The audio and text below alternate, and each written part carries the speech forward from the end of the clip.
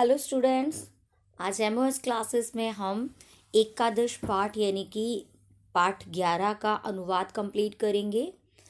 हम सबसे पहले पाठ का नाम देखेंगे समवायो ही दुर्जयः, अर्थात कि जो एक बड़ा समूह होता है या समूह को जीतना मुश्किल है।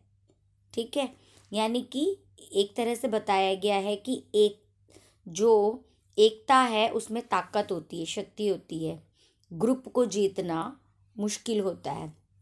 अब हम देखेंगे कि पाठ में क्या बताया गया है।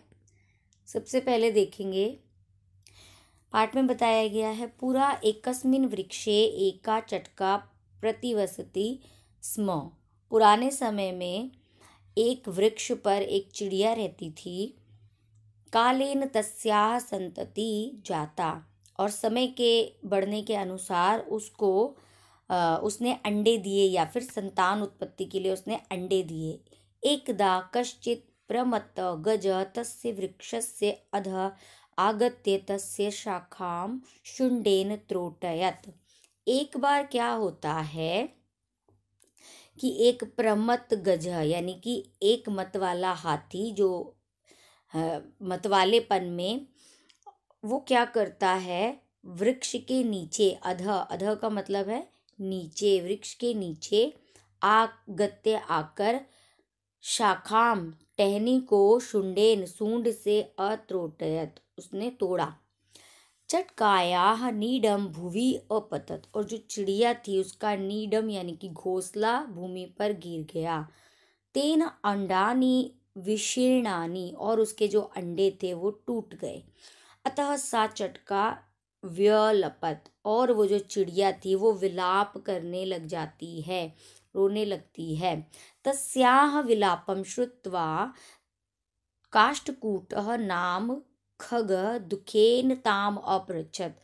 उस चिड़िया का विलाप सुनकर काष्ठकूट यानी कि काष्ठकूट कठफोड़वा जिसको कहते हैं, वो एक पक्षी जो पेड़ में जो छेद करता है लकड़ी में, वो कठफोड़वा पक्षी जो जिसका नाम का एक खग यानी कि पक्षी दुखेन ताम अपृच्छत, दुख से उसके दुख के द्वारा उससे पूछता है, भद्रे किमर्थम विलपसी, तुम क्यों विलाप कर रही हो, कोई क्यों दुखी होती हो।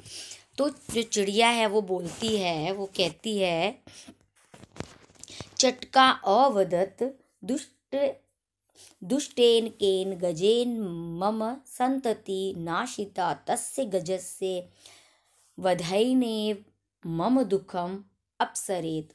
ततः काष्ठकूटः तां वीणारवा नाम्न्या मक्षिकाया समीपम अनयत।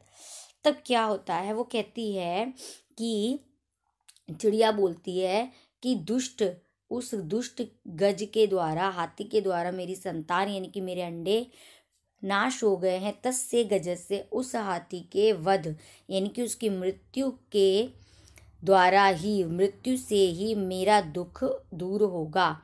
तत काष्ठकूट, तो जो कठफोड़ा था, जो पक्षी था, वो उसे वीणा रवा नाम की एक मक्षी के पास ले गया। तयो वार्ताम श्रुत्वा, उन दोनों की बात को सुनकर, किसकी बात को,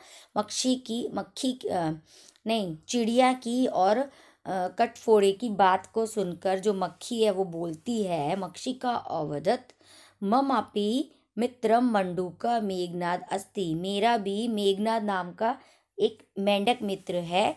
शीघ्र तमुपेत्य यथोचितम करिष्यामि, तो हम क्या करेंगे, उस जैसा वो कहेगा वैसा ही करेंगे। उसके पास वो लोग चले जाते हैं। तदानीं तौ मक्षिकया सह गत्वा मेघनादस्य पुरः सर्वं वृत्तान्तं न्यवेदयताम्। तो उन्होंने क्या किया, तौ यानी कि कौन, चिड़िया और कठफोड़ा मक्खी के साथ जाकर मेघनाद को यानी कि उस तीसरे पर्सन, उसको मेंढक को सारा वृत्तांत सुनाते हैं। फिर क्या होता है, जो मेघनाद है अवदत, जो मेंढक था, वो बोलता है, यथा अहम कथिष्यामि तथा कुरुतम, जैसा मैं कहता हूँ वैसा ही, जैसा मैं कहूँगा वैसा करो, तुम्हें करना है। तो मक्षी कहती है प्रथमम, पहले वो मक्खी को बताता है, कहता है प्रथमम त्वम मध्याह्ने तस्य गजस्य कर्णे शब्दम कुरु, येन स नयेन नयने निमील्य स्थास्यति तदा काष्ठकूट चंचवा तस्य नयने स्फोटयन्ति।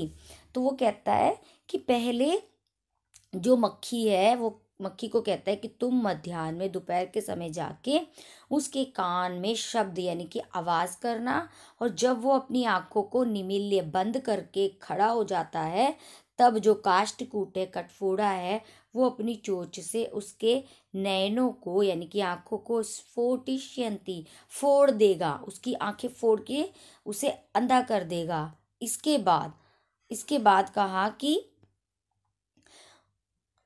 एवं सह गज अंधः भविष्यति तृषार्तः सह जलाशयम गमिष्यति।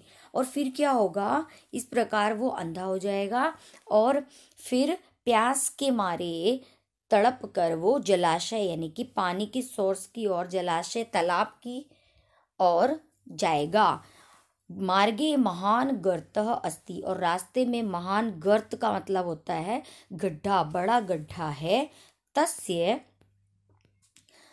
अंतिके अहम स्थास्यामि, और उसके अंत में यानी कि उसके अंदर, उस गड्ढे के अंदर कौन होऊंगा, वो कहता है, मेंढक कहता है मैं होऊंगा उस गड्ढे के अंदर। और शब्दम च करिष्यामि, और मैं उसके अंदर रहकर शोर करूंगा। मम शब्देन तम गर्तम जलाशयम मत्वा स तस्मिनेव गर्ते पतिष्यति मरिष्यति च।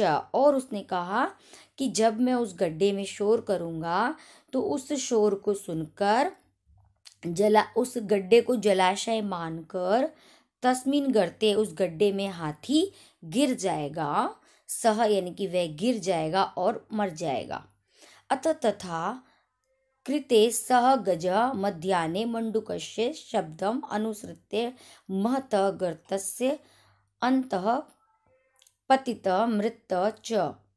तो क्या हुआ, तथा फिर अथा उसके बाद क्या हुआ, उन्होंने वैसा ही किया, और वह हाथी मध्याह्न में जब आँख उसकी फोड़ दी गई शोर करके, तो वो शब्द को सुनकर, मेंढक के शब्द को सुनकर उस बड़े गड्ढे में गिर गया और मर गया।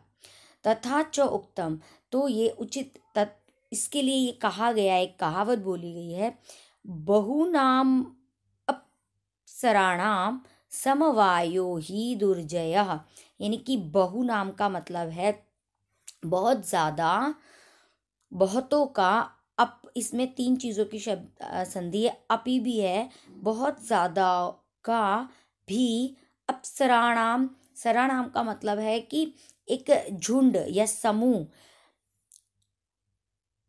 नहीं, अप्सरा नाम का मतलब है, सरा नाम का मतलब है कमज़ोर यानी कि निर्बल, बहुत सारे भी कमज़ोरों का समवायो यानी कि झुंड ही दुर्जय, उसको भी जीता नहीं जा सकता। अगर कमज़ोर एक है तो उसको हराया जा सकता है, लेकिन कमज़ोरों का एक बड़ा झुंड अगर इकट्ठा हो जाए तो उसे भी नहीं हराया जा सकता।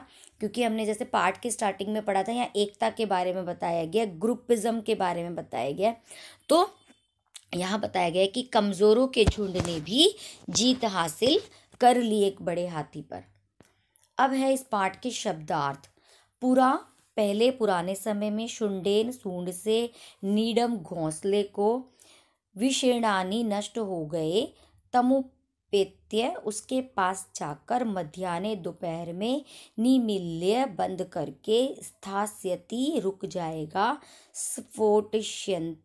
स्फोटिष्यति फोड़ देगा, तृषार्त प्यास से पीड़ित, गर्त गड्ढा, तथा कृते वैसा करने पर, अनुसृत्य अनुसरण करके, पतित गिर गया, मृत मर गया, चोक्तम और कहा गया, दुर्जय कठिनता से जीतने योग्य, बहुनाम अपि असाराणाम यानी कि अनेक निर्बलों का, समवाय समूह या संगठन, ये यहाँ बताया गया है। तो स्टूडेंट, ये है इस पाठ का अनुवाद और शब्द अर्थ जो 11 चैप्टर का है, हमने कंप्लीट कर लिया है।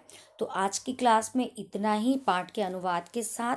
नेक्स्ट क्लास में हम इस पाठ के अभ्यास कार्य को कंप्लीट करेंगे। तो मिलते हैं नेक्स्ट क्लास में।